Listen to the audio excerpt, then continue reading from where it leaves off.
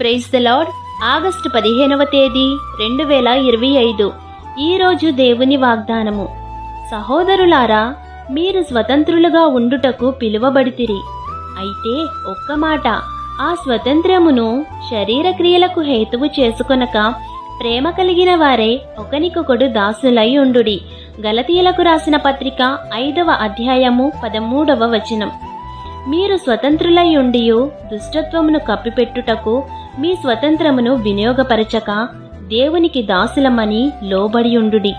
ఇతరుల పట్ల న్యాయమైన ప్రవర్తన కలిగి సత్యమును ప్రేమించి మిమ్మును మీరు తగ్గించుకొనున్నట్లయితే న్యాయము తీర్పు తీర్చు దేవుడే మీకు తోడయ్యుండి అన్నింటిలో మీకు జయమునిస్తారు.